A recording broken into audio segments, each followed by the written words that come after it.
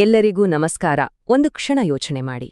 ಒಂದು ದೇವಸ್ಥಾನ, ಅದರ ಖಜಾನೆ, ಬರಗಾಲ ಬಂದಾಗ ಇಡೀ ಸಮುದಾಯವನ್ನೇ ಕಾಪಾಡಿದ್ರೆ ಹೇಗಿರುತ್ತೆ ಅಲ್ವಾ? ಇವತ್ತು ನಾವು ಮಾತಾಡಕ್ ಹೊರಟಿರೋದು ಅಂಥದ್ದೇ ಒಂದು ದೇವಸ್ಥಾನದ ಬಗ್ಗೆ. ಇದು ಕೇವಲ ಪೂಜಾ ಸ್ಥಳ ಅಲ್ಲ, ಬದಲಿಗೆ ತನ್ನ ಜನರ ಆರ್ಥಿಕ ಭದ್ರತೆಯೇ ಆಗಿದ್ದ ಮಹಾಲಕ್ಷ್ಮೀ ದೇವಸ್ಥಾನದ ಅದ್ಭುತ ಕಥೆ ಇದು. ಕಲ್ಲು ಮತ್ತು ಬೆಳ್ಳಿಯಲ್ಲಿ ಬರೆದಿಟ್ಟ ಒಂದು ಜೀವಂತ ಇತಿಹಾಸ ಅಂತಾನೆ ಹೇಳ್ಬೋದು. ನೋಡಿ, ಈ ಒಂದು ವಾಕ್ಯದಲ್ಲೇ ಮಹಾಲಕ್ಷ್ಮೀ ದೇವಸ್ಥಾನದ ಆತ್ಮವೇ ಅಡಗಿದೆ.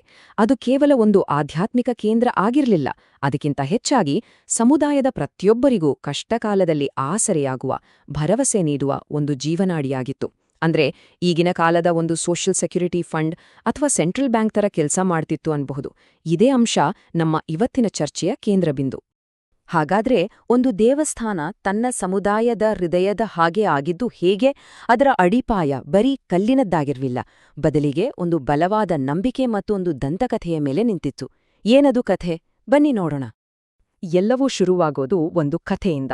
ಆ ಪ್ರದೇಶ ಇದೆಯಲ್ಲ, ಅದು ಸಂಪತ್ತು, ಸಮೃದ್ಧಿಯಿಂದ ತುಂಬಿ ತುಳುಕುತ್ತಿತ್ತಂತೆ. ಆದ್ರೆ ಈ ಖುಷಿಯನ್ನ ಹಾಳ್ಮಾಡೋಕೆ ಅಂತಾನೆ ಒಬ್ಬ ರಾಕ್ಷಸ ಬರ್ತಾನೆ. ಈ ರಾಕ್ಷಸ ಅಂದ್ರೆ ಕೇವಲ ಒಂದು ದುಷ್ಟ ಶಕ್ತಿ ಅಂತಲ್ಲ, ಬಹುಶಃ ಅದು ಬರಗಾಲ, ಆರ್ಥಿಕ ಸಂಕಷ್ಟ, ಹೀಗೆ ಯಾವುದೇ ದೊಡ್ಡ ವಿಪತ್ತಿನ ಸಂಕೇತವಾಗಿರಬಹುದು. ಅಂತಹ ಒಂದು ಕಷ್ಟದ ಸಮಯದಲ್ಲಿ ಭರವಸೆಯ ಕಿರಣದ ಹಾಗೆ ಸಂಪತ್ತಿನ ಅಧಿದೇವತೆಯಾದ ಮಹಾಲಕ್ಷ್ಮಿಯೇ ಪ್ರತ್ಯಕ್ಷಳಾಗುತ್ತಾಳೆ. ಅವಳು ಆ ರಾಕ್ಷಸ ರೂಪದ ಕಷ್ಟವನ್ನು ಸಂಹರಿಸಿ ಸಮುದಾಯದ ಬದುಕನ್ನ ಮತ್ತೆ ಚಿಗುರುವಂತೆ ಮಾಡುತ್ತಾಳೆ. ಇಲ್ಲಿ ದೇವಿ ಅನ್ನೋದು ಕೇವಲ ಪೂಜೆಗೊಳ್ಳುವ ಮೂರ್ತಿಯಲ್ಲ, ಬದಲಿಗೆ ತನ್ನ ಜನರ ಜೀವನೋಪಾಯವನ್ನು ಕಾಪಾಡುವ ಒಬ್ಬ ಸಕ್ರಿಯ ರಕ್ಷಕಿ.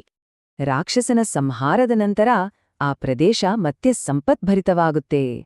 ಈ ಘಟನೆ ಕೇವಲ ಒಂದು ಕಥೆಯಾಗಿ ಉಳಿಲಿಲ್ಲ ನೋಡಿ, ಅದು ಜನರ ಮನಸ್ಸಿನಲ್ಲಿ ಒಂದು ಅಳಿಸಲಾಗದ ನಂಬಿಕೆಯನ್ನ ಹುಟ್ಟುಹಾಕಿತು. ಅದೇನಂದ್ರೆ ಮಹಾಲಕ್ಷ್ಮೀ ದೇವಸ್ಥಾನವೇ ತಮ್ಮ ವ್ಯಾಪಾರ, ವ್ಯವಹಾರ ಮತ್ತು ಸಂಪತ್ತಿನ ದೈವಿಕ ರಕ್ಷಾಕವಚ ಅಂತ.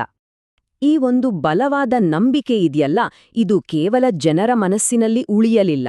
ಶತಮಾನಗಳ ಕಾಲ ಆಳಿದ ದೊಡ್ಡ ದೊಡ್ಡ ರಾಜವಂಶಗಳು ಈ ಕತೆಗೆ ಕಲ್ಲಿನ ರೂಪ ಕೊಟ್ರು. ಅದನ್ನ ಒಂದು ಭವ್ಯವಾದ ವಾಸ್ತುಶಿಲ್ಪದ ವಾಸ್ತವವನ್ನಾಗಿ ಹೇಗೆ ಬದಲಾಯಿಸಿದ್ರು ಅಂತ ಈಗ ನೋಡೋಣ.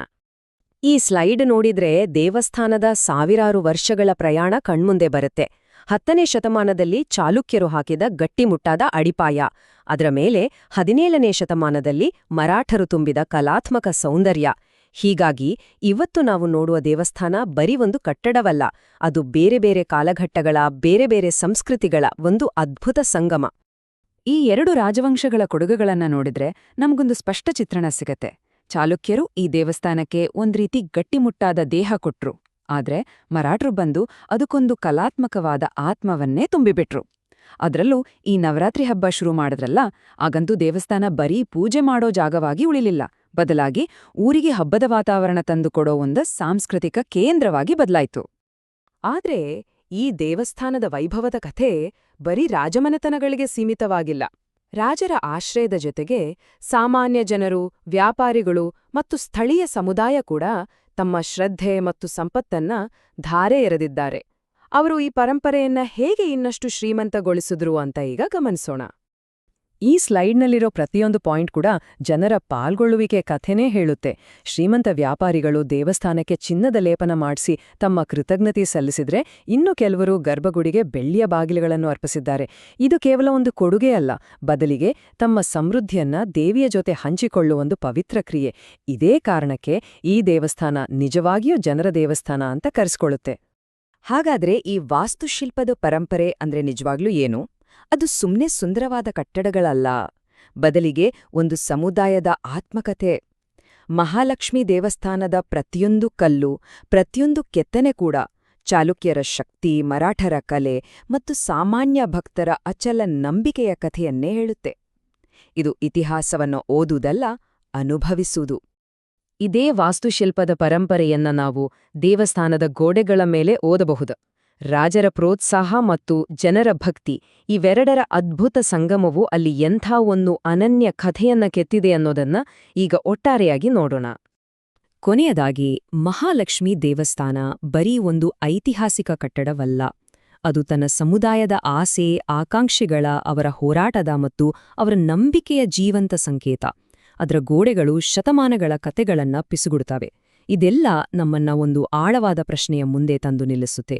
ನೂರಾರು ವರ್ಷಗಳ ನಂತರ ನಾವು ಇವತ್ತು ಕಟ್ಟುತ್ತಿರುವ ದೊಡ್ಡ ದೊಡ್ಡ ಕಟ್ಟಡಗಳು, ಶಾಪಿಂಗ್ ಮಾಲ್ಗಳು ಮತ್ತು ಸ್ಮಾರಕಗಳು ನಮ್ಮ ಕಾಲದ ಬಗ್ಗೆ, ನಮ್ಮ ಮೌಲ್ಯಗಳ ಬಗ್ಗೆ ಯಾವ ಕಥೆಯನ್ನ ಹೇಳ್ಬೋದು? ಆ ಕತೆ ಕೂಡ ಇಷ್ಟೇ ಶ್ರೀಮಂತವಾಗಿರುತ್ತಾ? ಯೋಚನೆ ಮಾಡಬೇಕಾದ ವಿಚಾರ.